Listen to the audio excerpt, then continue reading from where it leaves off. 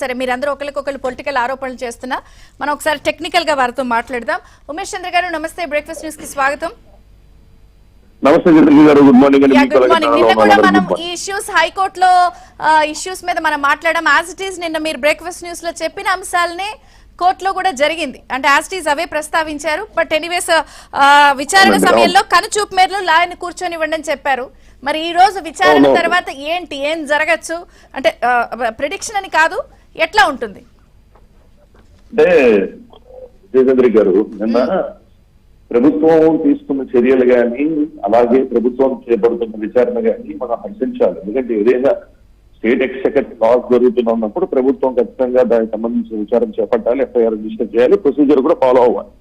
అదేవిధంగా గవర్నమెంట్ ఏదైతే అంటే రాజ్యాంగబద్ధంగా ఏర్పడిన ప్రభుత్వాలు రాజ్యాంగ హక్కుల్ని కూడా రెస్పెక్ట్ చేయాలి. ఆ విధంగానే బెయిల్ అప్లికేషన్ మూవ్ చేసుకోవడానికో క్వాష్ మూవ్ చేసుకోవడానికో అవకాశాన్ని కూడా కల్పించడానికి కూడా మనం రెస్పెక్ట్ చేయాలి. అదే మనం ఏ సైడ్ ఉన్నా సరే.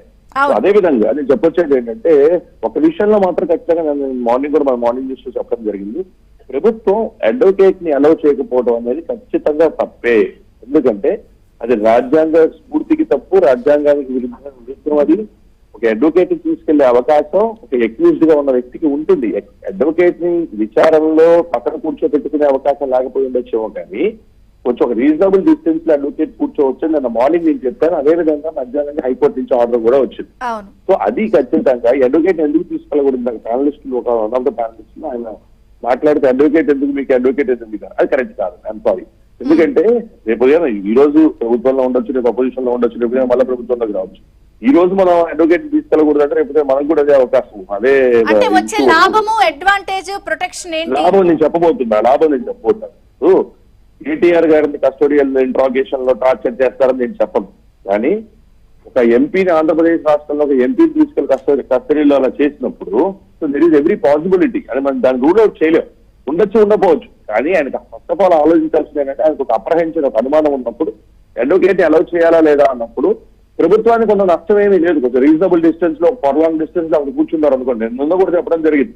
ఈయన మల్లన్న ఉండొచ్చు, లేదా ఆంధ్రప్రదేశ్ లో పొలిటీషియన్స్ ఉండొచ్చు. వాళ్ళందరికీ నేను అడ్వకేట్ గా నేను పోలీస్ స్టేషన్ కూడా వెళ్ళాను. ఎందుకంటే వాళ్ళకి కొన్ని అప్రహెన్షన్స్ ఉంటాయి. ఒక ప్రభుత్వం ఉన్నప్పుడు, వాళ్ళ అపోజిషన్ లో ఉన్నప్పుడు, ఇప్పుడు కేటీఆర్ గారు లాంటి వ్యక్తికి అప్రహెన్షన్ వచ్చిన అడ్వకేట్ తో నేను వెళ్ళాలన్నప్పుడు రేపు అక్కడ కూర్చున్న ప్యానల్ కూర్చున్న మనందరూ కేటీఆర్ గారు అంత పెద్దవాళ్ళు అయితే కాదు. సో వాళ్ళకి కూడా ఏదో ఇబ్బంది వస్తుంది. రేపు అడ్వకేట్ తీసుకెళ్లాల్సిన పరిస్థితి వస్తుంది.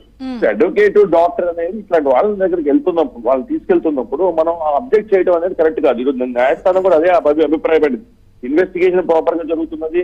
ఏ కోర్టు ఏం అభిప్రాయపడింది అనేది కూడా నేను చెప్పడం జరిగింది. 38 పాయింట్ లో ఏదైతే ఫైనాన్స్ డిపార్ట్మెంట్ అప్రూవల్ తీసుకోలేదు, స్టేట్ క్యాబినెట్ అప్రూవల్ తీసుకోలేదు, ఓరల్ ఇన్స్ట్రక్షన్స్ మీద ఇవ్వడం జరిగింది. కాబట్టి ఇన్వెస్టిగేషన్ మ్యాండేట్ చేయడం జరుగుతుంది.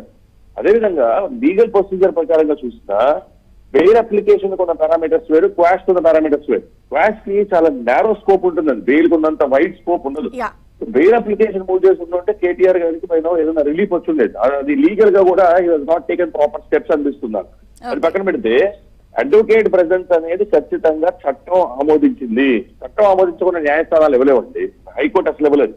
సుప్రీంకోర్టు ఏమన్నా తన ఎక్స్ట్రాడనరీ జ్యూరిడిక్షన్ యూజ్ చేసి 142 కింద ఇవ్వచ్చేమో, కానీ హైకోర్టు ఖచ్చితంగా చట్ట ప్రకారంగానే నడుచుకోవాల్సి వస్తుంది. కాబట్టి చట్ట ప్రకారంగా చట్టాన్ని ఇంటర్ప్రిట్ చేసి హైకోర్టు ఆర్డర్ ఇస్తాయి. నేను ఆల్రెడీ చెప్పున్నా, అడ్వకేట్ ని అలౌ చేయకపోవడం అనేది కరెక్ట్ కాదు. ఖచ్చితంగా అడ్వకేట్ అనే వ్యక్తిని ఒక రీజనబుల్ డిస్టెన్స్ లో, ఇన్వెస్టిగేషన్ పక్కనే ఉండాల్సిన అవసరం లేదు. ఇన్వెస్టిగేషన్ లో జరుగుతున్న విషయాలన్నీ తెలుసుకోవాల్సిన అవసరం. అదే న్యాయస్థానం అభిప్రాయపడింది. ప్రొటెక్షన్ లభించినట్టయితే ఉమేష్ చంద్ర గారు ఒక పాయింట్, ఇప్పుడు నిన్న జరిగినటువంటి ఏసీబీ విచారణలో అప్పుడు ఉన్నటువంటి ప్రభుత్వ ప్రధాన కార్యదర్శి స్పెషల్ గా ఎవరైతే అరవింద్ కుమార్ ఉన్నారో వాళ్ళు స్టేట్మెంట్స్ క్లియర్ కట్ గా ఇచ్చారు.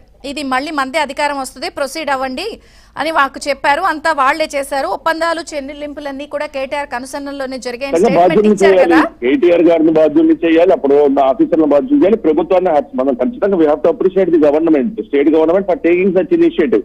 అట్ ద సేమ్ టైం రాజ్యాంగబద్ధంగా ఇన్ని విషయాలు మీద ప్రభుత్వం ఆయన క్వాష్ పిటిషన్ వేసుకోవడానికి ఆయన అరెస్ట్ చేయకుండా అరెస్ట్ చేసే పాసిబిలిటీ ఉన్న సెక్షన్ 409 అనేది ఉన్నప్పటికీ అరెస్ట్ చేయకుండా ఆయనకి రాజ్యాంగం కల్పించిన హక్కులన్నింటినీ ఆయన ఉపయోగించుకునే అవకాశం కల్పిస్తున్న ప్రభుత్వం రాజ్యాంగం కల్పించిన ఇంకో హక్కైన అడ్వకేట్ ని తీసుకెళ్ళడానికి ఎందుకు కల్పించలేదు నేను క్వశ్చన్ చేశాను. ఈ రోజు హైకోర్టు కూడా క్వశ్చన్ చేయడం జరిగింది. సో నేను Okay. చెప్పొచ్చేది ఏంటంటే ఖచ్చితంగా ప్రభుత్వం is moving on in the right direction. Okay, మరి ఈ రోజు ఏసీబీ విచారణ తర్వాత ఇన్ కేస్ అరెస్ట్ అయితే ఏంటి, కాకపోతే ఏంటి, వారి ముందున్న ఆప్షన్స్ ఏంటి, ఎట్లా ఉండొచ్చు? అరెస్ట్ చేసే హక్కు అయితే ఖచ్చితంగా ఈ రోజు ప్రభుత్వానికి ఉందండి. అరెస్ట్ చేసే హక్కు చేస్తారా చేయరా అనేది వాళ్ళ డిస్క్రిప్షన్, ఆఫీసర్ల యొక్క డిస్క్రిప్షన్. వాళ్ళ డిస్కషన్, వాళ్ళ స్టేట్మెంట్స్ ఇచ్చిన తర్వాత ఇన్వెస్టిగేషన్ కి ఆయన కోఆపరేట్ చేయట్లేదు, కస్టోడియల్ ఇంట్రాగేషన్ ఈ కేసులో అవసరం అనుకుంటే అరెస్ట్ చేస్తారు.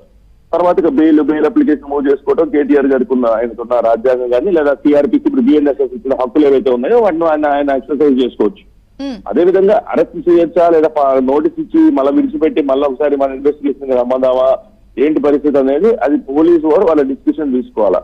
ఇన్ కేస్ అరెస్ట్ అయితే ఏంటి ఆప్షన్స్, కేటీఆర్ ముందున్న ఆప్షన్స్? అరెస్ట్ అయితే రిమాండ్ అపోజ్ చేయాలండి. ముందు అరెస్ట్ అయ్యి ఆయన మ్యాజిస్ట్రేట్ గారి ముందు ప్రవేశపెట్టినప్పుడు 409 అప్లికబిలిటీ మీద రిమాండ్ అపోజ్ చేయాలి. నాకు అప్లికబుల్ కాదు అది, కానీ దాని మీద ఆల్రెడీ క్వాష్ పిటిషన్ లో కొన్ని అబ్జర్వేషన్స్ ఉన్నాయి కాబట్టి హైకోర్టు వారు ఇచ్చినవి, మరి ఆయనకి అది ఇబ్బంది కలిగించే పరిస్థితి. సో రిమాండ్ అయితే మాత్రం ఒకవేళ రిమాండ్ అపోజ్ అయ్యి రిమాండ్ అపోజ్ అడ్మిట్ అయితే ఆయన రిమాండ్ గారు 41 నోటీస్ ఇచ్చి వదిలిపెట్టి ఇన్వెస్టిగేషన్ ఇప్పుడు 35 BNSS కింద 3 కింద నోటీస్ ఇచ్చి వదిలిపెట్టి ఇన్వెస్టిగేషన్ జరుపుకోవాలి. లేదు రిమాండ్ కనుక యాక్సెప్ట్ చేస్తే వెంటనే మరి ఆయన జైలుకి వెళ్ళాల్సి వస్తుంది. తర్వాత మరి రెగ్యులర్ బెయిల్ అవన్నీ ప్రొసీజర్ చెప్తున్నారు. అంటే టెక్నికల్ గా ఇన్ని మిస్టేక్స్, ప్రొసీజరల్ మిస్టేక్స్ ఉన్నప్పుడు దీన్ని పొలిటికల్ వెండెట్టా అంటున్నారు కేటీఆర్ గారు. అంత పొలిటికల్ గా వెండెట్టా రాజకీయంగా స్కోప్ ఉంది ఆ కేసులో? క్లియర్ కట్ గా అన్ని కనిపిస్తుంటాయి. అంటే పాలిటిక్స్ కి సంబంధించిన ప్యానల్ పెద్దవాళ్ళు చాలా మంది ఉన్నారు. కానీ న్యాయస్థానం ఏం చెప్పిందంటే 38 కూడా నేను చదివించే ప్రయత్నం చేశాను. సో 38 పాయింట్ లో న్యాయస్థానం నిన్న ఇచ్చిన బెయిల్ డీటెయిల్డ్ బెయిల్ ఆర్డర్ లో 38 పాయింట్ లో క్లియర్ గా చెప్పడం జరిగింది. ఏం చెప్పారు అనేది మరోసారి మీరు చదివి చూసుకోండి, వినిపిస్తా, నాకు ఇబ్బంది లేదు. వాళ్ళు ఏం చెప్పారు క్లియర్ గా, దానిలో క్లియర్ గా ఏం చెప్పారు, క్యాబినెట్ అప్రూవల్ తీసుకోలేదు, ఏదైతే ప్రొసీజర్ కంటెంప్లేట్ చేశారో చట్టాల కింద అవన్నీ ఫాలో కాలేదు. చూడండి ఒకసారి జస్ట్ రీడౌట్ చేస్తామండి for the benefit. The present case the allegations indicate the petitioner hearing without any approval from the state cabinet or the finance department direct the HMDA. So హెచ్ఎండిఏని huge amounts pay చేయమన్నారు. So ఆయనకి వ్యక్తిగతంగా లాభం కోసమా లేదా వేరే పార్టీలకు లాభం కోసమా అనేది ఇన్వెస్టిగేషన్ లో తేలుతుంది.